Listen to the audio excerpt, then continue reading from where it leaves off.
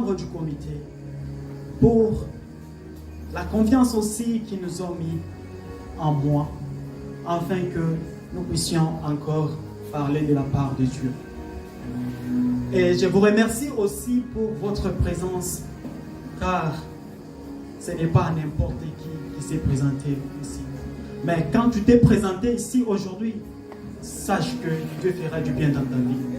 Amen. Si tu dis Amen, tu recevras tout ce que tu veux. Et la Bible dit, je mettrai la différence avec ceux qui me servent et ceux qui ne me servent pas. Aujourd'hui, il y a d'autres personnes qui ne sont pas au milieu de nous. On ne sait jamais là où ils partent.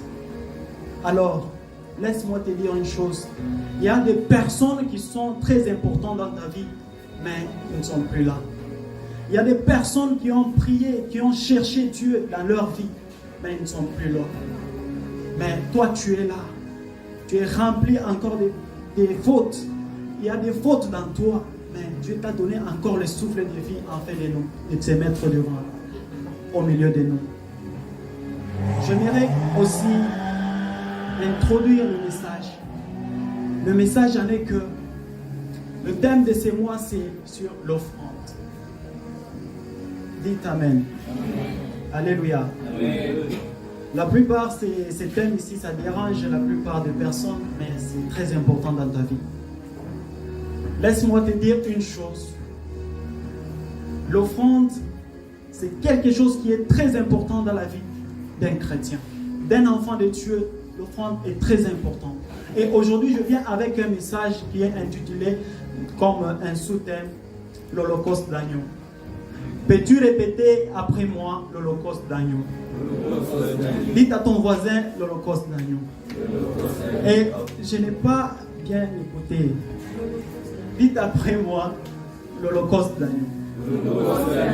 J'aimerais que tu puisses saluer 2 ou 3 personnes aux alentours de toi pour la gloire de Dieu.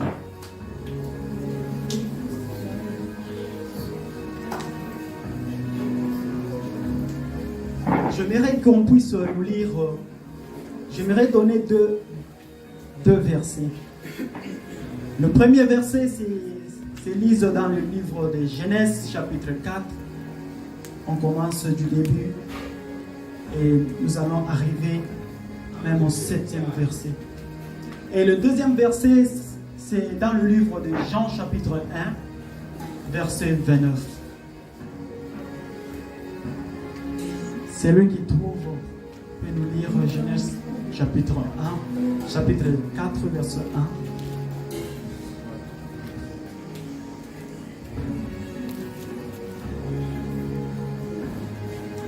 1. Genèse chapitre 4, verset 1, nous lisons au nom de Jésus. Okay. Pouvez-vous se tenir debout pour honorer la parole de Dieu? Adam connut Ève, sa femme, elle conçut et enfanta Caïn. Elle dit, j'ai formé un homme avec l'aide de l'Éternel. Elle enfanta encore son frère Abel. Abel fut berger et Caïn fut laboureur. Au bout de quelque temps, Caïn fit à l'Éternel une offrande des fruits de la terre. Et Abel, de son côté, en fit une des premiers-nés de son troupeau et de leur graisse. L'Éternel porta un regard favorable sur Abel et sur son offrande, mais il ne portera pas un regard favorable sur Caïn. Et sur son offrande, Caïn fut très irrité et son visage fut abattu. Et l'Éternel dit à Caïn, pourquoi es-tu irrité? Et pourquoi ton visage est-il abattu? Certainement, si tu agis bien, tu relèveras ton visage. Et si tu agis mal, le péché se couche à la porte. Et ses désirs portent vers toi, mais toi domines sur lui. Cependant, Caïn dressa la parole à son frère Abel, mais comme il était dans le champ, Caïn se jeta sur son frère Abel et le tua. L'Éternel dit à Caïn, où est ton frère? Il répondit, je ne sais pas. Suis-je le gardien de mon frère? Et Dieu dit, qu'as-tu fait? La voix du sang de ton frère crie de la terre jusqu'à moi. Maintenant, tu seras maudit de la terre qui a ouvert sa bouche pour recevoir de ta main le sang de ton frère. Amen, amen. Prenons le livre de Jean chapitre 1, verset 29.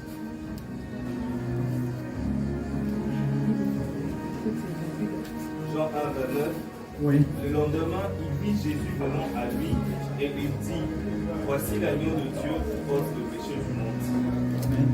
Amen. Amen, amen. Pouvez-vous vous asseoir?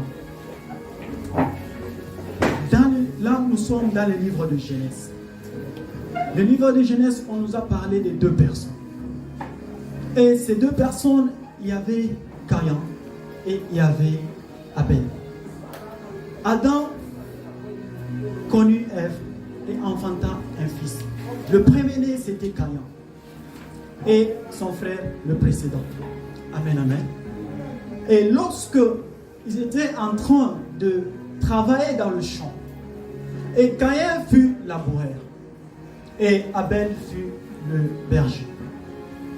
Et parmi les deux types de personnes, il y avait celui qui avait l'idée avant l'autre pour donner des sacrifices à Dieu, pour donner comme holocauste à Dieu, pour donner comme offrande à Dieu.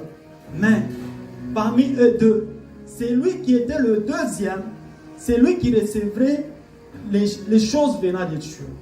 Mais c'est lui le premier qui avait commencé, ne recevait pas.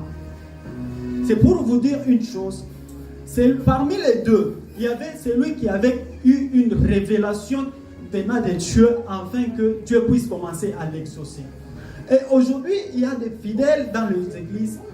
Tu peux donner à Dieu, mais si tu n'as pas une révélation, sache que ton offrande n'est pas accordée, ne passe pas chez le Père. Alléluia. J'aimerais te dire une chose.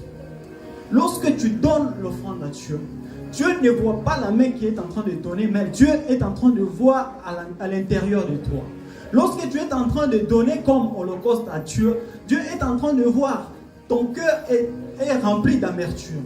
Ton cœur est rempli de beaucoup de choses. Peut-être tu ne te parles pas avec ton ami, tu ne te parles pas avec personne, ça soit les gens de ta famille, ça soit tes amis. Peut-être tu as des problèmes quelconques. Mais lorsque tu as des problèmes dans ton cœur, même le Seigneur ne peut pas prendre ton offrande. Alléluia. Et lorsque tu veux que le Seigneur puisse encore t'accorder une faveur dans ta vie, c'est ou soit tu peux avoir une révélation venant de Dieu. Alléluia. Lorsque Abel a eu une révélation, Dieu était en train de le bénir. Lorsque Dieu bénissait Abel, Abel croyait que lorsque Dieu était en train de le bénir, mais il ne savait pas que sa vie est en train d'être rétrécie. Alléluia. Laissez-moi vous ouvrir quelque chose. Lorsque Dieu voulait donner quelque chose, lorsque Dieu voulait te faire grâce, il commence d'abord par planifier le terrain. Il commence d'abord par arranger. Tandis que pour la venue du Messie, il fallait que Jean-Baptiste puisse prêcher dans le désert afin que le Messie puisse être là. Jean-Baptiste, la mission de Jean-Baptiste était d'aplanir l'arrivée de Jésus-Christ. Alléluia. Et j'aimerais vous dire une chose. Lorsque Abel recevait de la part de Dieu, quand il était en train de recevoir les choses venant de Dieu, mais Dieu était en train de porter des regards favorables, mais il ne savait pas, Abel ne savait pas que son frère devrait l'éliminer. Il y a des gens parmi nous, lorsque vous recevez des bonnes choses, mais il y a quelqu'un qui est à côté de toi, à qui tu étais attaché. Lorsque tu t'attaches à n'importe qui, sache que ta mort est presque tout près de toi. Alléluia. J'aimerais t'ouvrir une chose. Lorsque Caïn était en train de se lamenter pour ce que Dieu était en train de faire sur son frère, mais Dieu était en train de de donner encore les instructions sur Caïn. Dieu a dit, Caïn, malgré que tu as de l'amertume dans toi, mais tu dois surmonter, tu dois les dominer. Mais Caïn n'avait pas une révélation. Et laisse-moi te dire une chose, pour offrir à Dieu, il faut avoir une révélation, afin d'en bénéficier des choses d'en haut. Alléluia. Pour en bénéficier des choses d'en haut, tu dois commencer par chercher comment savoir qu'est-ce que Dieu veut. Aujourd'hui, le Dieu que nous servons, c'est un Dieu qui châtie. C'est un Dieu qui pardonne. Parce que lorsqu'il châtie, il est capable de pardonner. Alléluia. Et laisse-moi te dire une chose. Lorsque Abel a tué son frère, et Dieu voyait comment tout ce qui s'était en train de passer, ce qui s'est passé dans le champ. Mais regarde comment Dieu, c'est un Dieu qui est rempli de stratégies quelconques. Comment est-ce qu'un Dieu qui voit partout, mais il peut te demander où est ton frère Abel? Alléluia. J'aimerais te dire une chose. Dieu, lorsque Dieu est en train de voir tout ce que tu es en train de faire, il est capable aussi de te demander qu'est-ce que tu es. Lorsque Adam a désobéi dans le jardin, et Dieu, le même Dieu qui était en train de parler avec Adam, le même Dieu qui était en train de se mouver dans le jardin d'Éden, le même Dieu qui était en train de contrôler la vie d'Adam et Ève, il était venu encore. Il a dit, Adam, où es-tu? Ça, c'était une question qui était remplie de la stratégie là à l'intérieur. Comment est-ce que Dieu peut demander à Adam, où es-tu? Tandis que c'est un Dieu qui voit partout. Donc, c'est-à-dire que Dieu était en train de voir en Adam, il n'y avait pas l'autorité qu'il avait avant. Alléluia. Dieu était en train de voir en Adam, il y avait la place qu'il avait mis à Adam, mais il n'était plus là. Adam avait donné la clé de ce monde au serpent. Il avait donné au serpent ancien. Le serpent ancien, nous voyons le diable. Alléluia. Et j'aimerais te dire une chose. La plupart, les fidèles de l'église, la plupart des gens, les chrétiens d'aujourd'hui, sont en train de donner la clé au diable. Aujourd'hui, j'aimerais te parler des choses qui sont très très basiques en lisant la Bible, en lisant la parole de Dieu. J'aime cet homme de Moïse parce que j'aime beaucoup le citer parce que parmi les 5 premiers livres de Pentateuque, c'est lui qui a eu cette révélation. Alléluia. Amen. Alléluia. Amen. J'aimerais te dire une chose. Lorsque Dieu est en train de bénir, il bénit en cherchant comment il peut aplanir le terrain, comment il peut arranger tout de toi. Dieu commence par bénir quelqu'un en préparant la personne. Lorsque Moïse il était aussi parmi les bergers. Il était aussi parmi les bergers. Pour que Moïse puisse avoir une révélation, il devrait d'abord entrer dans une préparation quelconque. Alléluia. Et Moïse, Dieu voulait faire grâce à Moïse. Lorsqu'il voulait faire grâce à Moïse, il a commencé d'abord par le préparer. Moïse, la destination de Moïse était de diriger les enfants d'Israël pendant 40 ans. Mais parmi les 40 ans, Dieu a commencé d'abord par le préparer en le mettant en train de diriger les troupeaux de son beau-père. Alléluia. J'aimerais qu'on puisse lire Exode chapitre 3.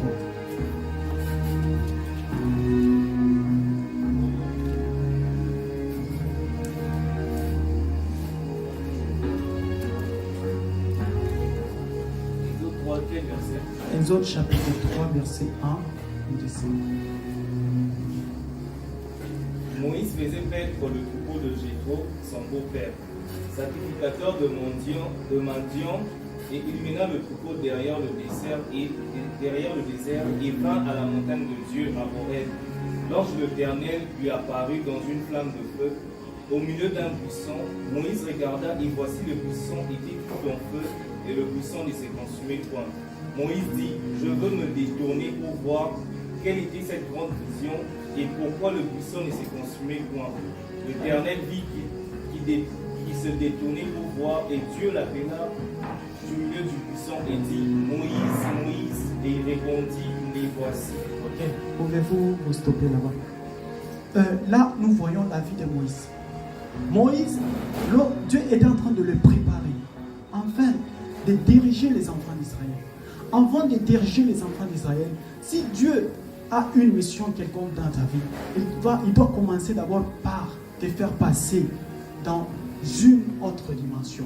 Pour entrer dans une autre dimension, tu dois savoir d'abord quels sont les dires de Dieu. Alléluia. Tu cherches la grâce dans ta vie, mais tu ne connais pas comment atteindre à ta grâce. Dieu commence d'abord par te passer dans le moment d'ébrisement. Dans le moment d'ébrisement, beaucoup de gens ont abandonné l'église. Alléluia. Alléluia. J'aimerais que vous puissiez balancer même. Dans le moment d'ébrisement, Dieu commence d'abord par t'apprendre quelles sont les stratégies que tu peux prendre afin de diriger les troupeaux. Alléluia. Les troupeaux que Moïse était en train de diriger, c'est ce qui donnait l'image des enfants d'Israël. C'est ce qui donnait l'image des enfants d'Israël selon le temps donné que Dieu était en train d'accomplir dans la vie de Moïse. Alléluia. Et aujourd'hui, j'aimerais te donner une chose. Lorsque tu cherches à entrer en communion avec le Seigneur doit d'abord commencer par te briser. Il y a des chrétiens, ils sont têtus. Lorsqu'on te dit, il y a des chrétiens têtus, comment ça? Dieu te donne le chemin d'aller à gauche, toi tu cherches à aller à droite. Toi tu voulais être Jonas. Jonas, Dieu était en train de chercher qu'il puisse aller du côté là où Dieu était en train de l'indiquer. Mais Jonas s'entêtait afin d'aller là où il devrait y aller. Alléluia. Mais laisse-moi te dire une chose. Si tu cherches à marcher avec le Seigneur, Dieu doit commencer d'abord par te préparer afin d'entrer dans ta destinée. La destination d'une personne, ça dépendra de Jésus. Ça dépendra de Dieu Tout-Puissant. Ça dépendra de l'Éternel, le Dieu d'Israël, le Dieu de Jacob, le Dieu d'Abraham. Parce qu'au début, je vous ai dit que l'heure viendra où les vrais adorateurs adoreront le Père en esprit et en vérité.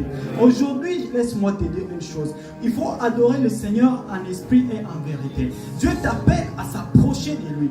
Dieu t'appelle à s'approcher de lui. Lorsque tu t'approches avec Dieu, tu dois entrer dans une autre dimension, en communion avec le Seigneur. Alléluia. Laisse-moi te dire une chose.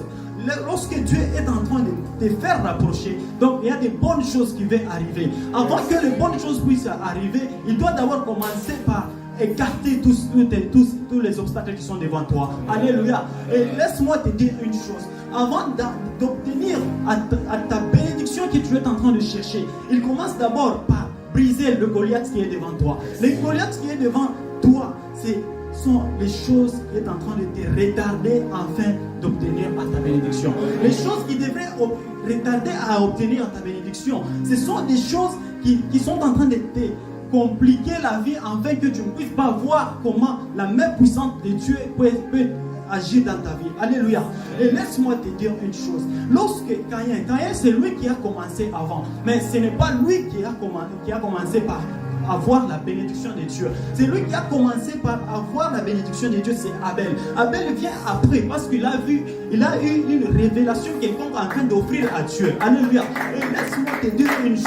Lorsque tu veux entrer dans une autre dimension, tu dois commencer d'abord par voir une révélation. La révélation quelconque, c'est lorsque, par exemple, une personne reçoit Christ comme Seigneur et Sauveur, c'est une révélation quelconque, c'est la visitation de Dieu. Tandis que lorsqu'il y a la visitation de Dieu, ça libère une personne dans le filet du diable. Laisse-moi te dire une chose encore. Lorsque Dieu libère, il commence par donner la vie. Lorsque Dieu libère, il commence par aplanir l'arrivée de la grâce. Nous vivons par la grâce. Là, nous sommes dans la nouvelle alliance. Lorsque nous sommes dans la nouvelle alliance, ce n'est pas la même alliance qu'Abraham, notre père de la foi avait envers le Seigneur. Mais aujourd'hui, nous sommes dans la nouvelle alliance avec l'agneau immolé. L'agneau immolé qui devrait venir pour commencer à donner le chemin pour la vie et la vérité. Car il a dit, je suis le chemin de la vie et de la vérité. Nul ne part au Père sans passer par moi. Donc, c'est-à-dire, Jésus-Christ était venu pour le chemin du salut. Donc, cet agneau-là, il est venu pour nous montrer l'évangile du salut. Et cet agneau-là, il est venu pour nous montrer l'amour qu'il a envers nous. Tandis que l'agneau représente aussi l'amour. L'agneau représente aussi l'amour. Car Jean 3, 16. Car Dieu a tant aimé le monde. Il a donné son Fils unique afin qu'il croie. Quiconque en lui ne périsse, mais qui est la vie éternelle. Alléluia. Et laisse-moi te dire une chose. Si tu commences, tu cherches à palper à une bénédiction quelconque, tu dois commencer d'abord par croire. Amen. La croyance, c'est quelque chose qui est vraiment très important. Tandis que la croyance marche en collaboration avec la foi. Lorsque tu as la foi peut te faire monter dans une autre dimension que tu ne savais pas. Laisse-moi te dire une chose. Pour que tu puisses encore monter, lorsque Abraham était en train de s'approcher, il y a quelqu'un qui a la foi plus qu'Abraham. Je peux te dire une chose. Tu peux avoir aussi la foi plus qu'Abraham. Dieu a donné encore à tous celui qui l'ont reçu. Il a donné le pouvoir de devenir enfant de Dieu. Donc toi aussi tu es capable d'avoir cette foi-là. Lorsque Abraham avait 75 ans, Dieu commence à le promettre. C'est un Dieu des promesses. Notre Dieu, c'est un Dieu des promesses. Il commence d'abord par promettre à Abraham. Lorsqu'il a commencé par promettre à Abraham était en train de chercher comment trouver un fils. Comment trouver un fils héritier afin de lui remplacer. Alléluia. Lorsque Abraham était en train de chercher un fils, et en ce moment-là, Sarah était stérile. Donc, si ce n'est pas ton temps, laisse-moi te dire une chose. Si ce n'est pas ton temps, ne te lamente pas. Il y aura toujours un temps donné où Dieu va ouvrir des portes. Dieu va ouvrir des portes dans ta vie. Lorsque si ce n'est pas ton temps, ne te lamente pas. Toi, glorifie seulement le Seigneur. Si d'autres sont en train de réussir, toi tu es en train d'échouer, laisse-le. C'est leur temps. Demain c'est ton tour. J'aimerais te dire une chose. Lorsque tu es en train de faire quelque chose qui est en train d'essayer, ça devient bloqué. Ça se bloque, tu essayes, ça se bloque, tu essayes, ça se bloque. Laisse-moi te dire, persévère toujours. Lorsque tu persévères, tu verras la main de Dieu dans ta vie. Lorsqu'il y a quelque chose qui est en train de te compliquer la vie, et laisse-moi te dire une chose, lorsque tu reviens encore à la face du Père, tu verras le miracle de Dieu. Alléluia. Et lorsque Abraham, il a vu que depuis que Dieu l'avait promis d'avoir un fils, et il commence à désespérer. Lorsqu'il commençait à désespérer, il avait toujours la foi en Dieu. Il avait toujours la foi en Dieu en disant qu'un jour, Dieu me fera du bien. Un jour, Dieu me fera grâce. Laisse-moi te dire une chose. Lorsque ton problème est en train de te ronger, lorsque tu as un problème à l'intérieur de toi, toi-même tu te connais, mais laisse-moi te dire une chose. Celui qui a une résolution face à tes problèmes, ce n'est que Dieu. Tu dois d'abord croire que Dieu est le Père. Dieu est celui qui résout les problèmes des gens. Il est le Père qui résout encore les problèmes de ses enfants. Alléluia. Parce qu'on a toujours dit que c'est lui qui aime bien châtie mieux. C'est lui qui aime bien châtie mieux. Lorsque Dieu veut bénir son fils, il doit d'abord le préparer en devenant fils. Nous ne devons pas être des enfants de Dieu, mais nous devons être le fils de Dieu. Alléluia. Lorsque un père veut donner l'héritage à un enfant, à un fils, il ne donne pas l'héritage à un enfant, mais il donne l'héritage au fils. Alléluia. Parce qu'il sait que l'enfant peut abîmer l'héritage qu'il a. L'enfant peut jouer de l'héritage. Mais laisse-moi te dire, nous sommes appelés à devenir fils de Dieu. Nous sommes appelés à devenir fils de Dieu. Et c'est très important et très capable. Tu es capable capable aussi de devenir fils de Dieu. Alléluia. Et laisse-moi te dire une chose. J'aimerais t'interpeller afin de devenir fils de Dieu. C'est Dieu Tout-Puissant qui sait comment entreprendre de toi. Lorsque ta vie semble un peu être compliquée, toi-même tu te connais, toi-même tu te lamentes, toi-même tu sais, oh ça ne marche pas. Si c'est dans le domaine éducatif, donc dans les études, ça ne marche pas, laisse-moi te dire, essaye encore. Laisse-moi te dire, essaye encore. Il y a encore de l'espérance à ceux qui vivent en Dieu. Il y a encore de l'espérance à ceux qui vivent en Dieu. Aujourd'hui, l'offrande que je viens de t'annoncer, c'est Jésus-Christ qui est mort à la croix de Golgotha. Il s'est fait offrande en faveur de nous. Laisse-moi te dire une chose, tu dois t'offrir à Dieu. Tu dois t'offrir à Dieu comme offrande. Tu dois te sacrifier. Donc ton cœur doit être pur. Dieu nous appelle à la pureté. Tandis que la nature de Dieu, c'est la sainteté. Alléluia. J'aimerais te parler d'une chose. Aujourd'hui, Dieu nous interpelle encore de se donner à Dieu. Lorsque tu te donnes à Dieu, même Dieu ne t'abandonnera jamais. Lorsque Abraham s'approchait vers tes 80 ans, 81, 82, mais il y a l'esprit du serpent fut entré dans Sarai.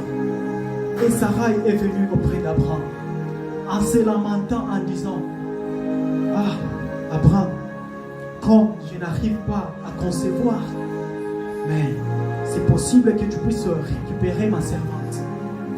Que tu puisses récupérer ma servante enfin. Que je puisse encore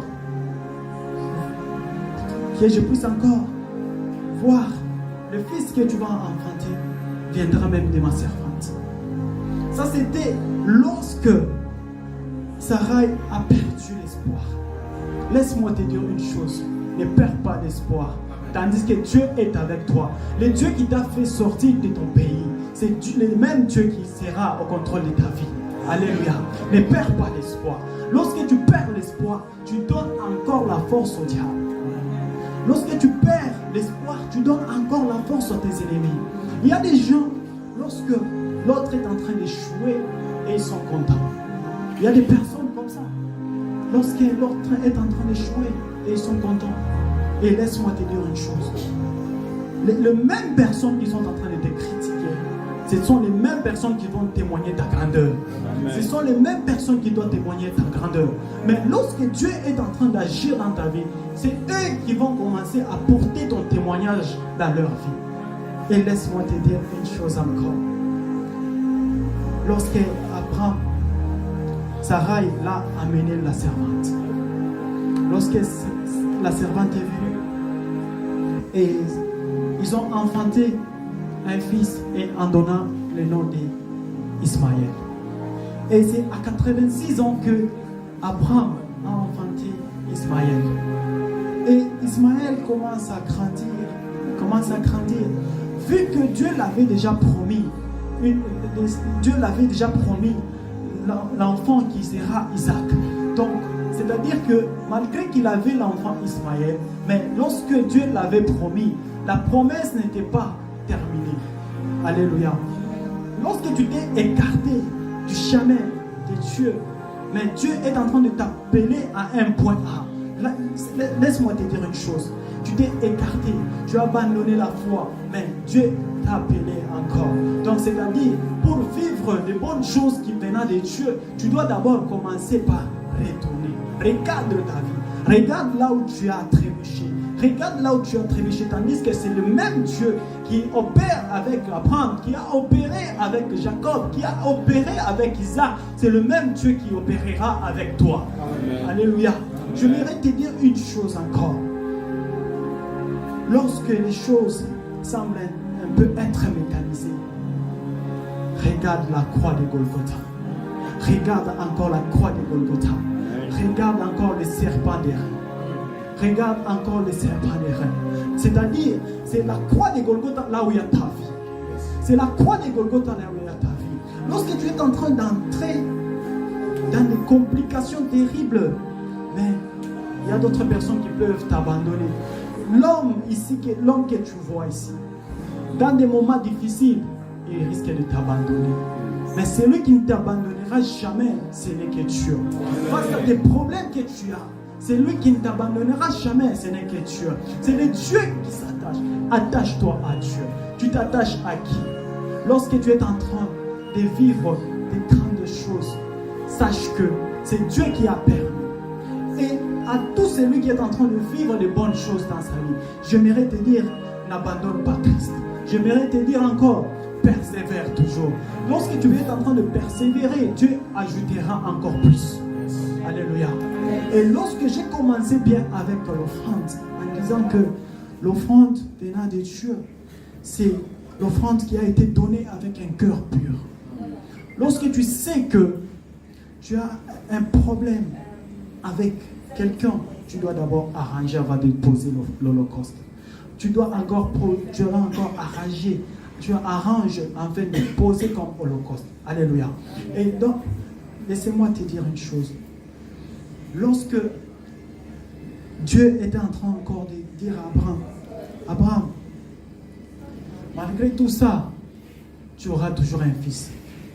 Ce fils-là, Isaac. Le fils a beaucoup traîné. Lorsque Dieu est en train de te promettre, il y a des gens qui ont perdu l'espoir.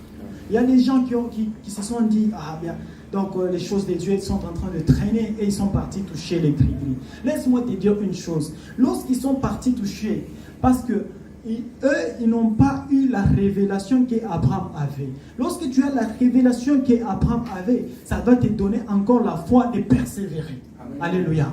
J'aimerais te dire une chose encore. Abraham a eu l'enfant à l'âge de 100 ans. Dieu a commencé par faire des promesses à l'âge de 75 ans. Mais l'enfant de la promesse, le fils de la promesse est venu à l'âge de 100 ans. Donc c'est-à-dire, peu importe l'âge, sache que tu donneras toujours des bonnes choses dans ta vie. Tu donneras toujours la joie face à ton entourage. Tu donneras toujours la joie face à tes parents. Tu donneras toujours la joie face à tes amis. Dites Amen. Amen, Amen. Amen.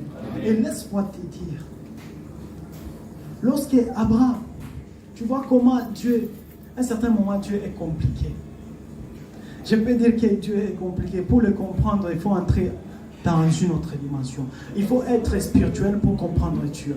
Dieu a donné le fils de la promesse avec un retard. Mais Dieu voulait encore récupérer le fils de la promesse. Dieu peut te donner quelque chose et il voulait encore essayer d'avoir ta foi. Si tu es obéissant envers lui, il doit d'abord chercher à te récupérer. Et lorsque Dieu cherche à récupérer la chose qu'il t'a donnée, que fais-tu? Alléluia. J'aimerais te dire une chose. Abraham, Dieu l'a demandé Isaac. Abraham, donne-moi Isaac. Et Abraham commence, comme il avait vraiment cette révélation qu'il avait et l'alliance qu'il avait déjà fait avec le Seigneur, Abraham n'a pas refusé. Abraham a accepté de donner Isaac comme holocauste. Abraham a accepté de donner Isaac comme offrande avec le cœur. Mais Abraham prend deux de ses ouvriers et avec le fils. Ils sont partis pour faire le sacrifice. Et en cours du chemin, Abraham était en train de faire des prières. Mais le fils ne savait pas. Il était en train de voir comment ils sont en train de partir avec son père, mais il ne savait pas comment ça va se passer. Et aussi, la question que le fils était en train de demander à son père, en disant, « Père, là nous partons. Nous avons le bois. Nous avons tout. Mais où est l'agneau ?» Laisse-moi te dire une chose. Isaac ne savait pas que l'agneau, c'était lui qui était l'agneau. Mais laisse-moi te dire une chose. Aujourd'hui, tu es l'agneau de Dieu. Aujourd'hui, Dieu t'appelle. Aujourd'hui, Dieu a besoin de toi. Aujourd'hui, Dieu a besoin que tu puisses entrer en communion avec lui. Au nom de Jésus. J'aimerais encore que tu puisses encore disposer ton cœur donnant ton cœur à Dieu. Alléluia. Alléluia. Amen. J'aimerais encore te dire une chose. Lorsque Dieu était en train de bénir Abel, mais Caïn était énervé. Caïn avait offensé le Seigneur pour te dire que c'est un Dieu d'amour. Caïn a voulu qu'il puisse rencontrer les gens qui pourraient le tuer, mais Dieu a refusé. Dieu a mis le cachet sur lui. C'est pour vous dire que c'est un Dieu d'amour. Malgré qu'il a offensé, mais c'est un Dieu d'amour. Alléluia. C'est un Dieu qui pardonne et qui oublie. Tu peux offenser une personne de cette terre, il ne va pas t'oublier. Il peut te dire que je t'oublie, mais il ne t'oublie pas. Mais Dieu, lorsqu'il oublie, lorsqu'il te pardonne et il oublie. Alléluia. Alléluia. Je voudrais te dire une chose. Parmi les deux peuples, parmi les deux fils, Abel et Caïn, celui qui avait une courte durée de vie, c'était Abel. Mais celui qui devrait détenir toute l'histoire, c'était Caïn. C'était Caïn qui était resté avec l'histoire. Laisse-moi te dire une chose. Malgré que tu as offensé le Seigneur, mais c'est toi qui as l'histoire. C'est toi qui as l'histoire à rencontrer. Tu as l'histoire à raconter devant le peuple. Alléluia. J'aimerais encore te dire une chose. Lorsque Dieu t'appelle, il t'appelle encore à vivre dans la sanctification. Amen. Tout ça se joue toujours dans la sanctification. Pour avoir les bonnes choses venant de Dieu, tu dois aussi être à l'intimité avec le Seigneur. Et je me rappelle, il y a une personne qui m'avait demandé comment est-ce que les païens sont vraiment bénis plus que nous les chrétiens. Je lui ai dit, c'est facile et c'est simple. Et si tu veux être béni, tu dois d'abord ouvrir ton cœur. Ton cœur doit être pur. Mais le païen donne avec ce qu'ils ont. Mais toi, pour donner, ça devient compliqué. Tu commences d'abord à réfléchir. Comment est-ce que je peux rester avec combien? Je peux vivre comment? Je peux faire ça. Je peux faire ça. Ça devient un peu compliqué. Il y a d'autres personnes, même pour donner comme une dîme, c'est compliqué. Mais laisse-moi te dire une chose. Lorsque tu veux donner à Dieu, oublie ta chair. Lorsque tu veux donner à Dieu, oublie ta chair. Car c'est lui qu'on est en train de parler. C'est un Dieu des esprits. C'est un Dieu qui est esprit. Alléluia. Alléluia. Alors, je n'aimerais pas être long, car le temps me fait du défaut. Et j'aimerais que tu puisses incliner ta tête là où tu es.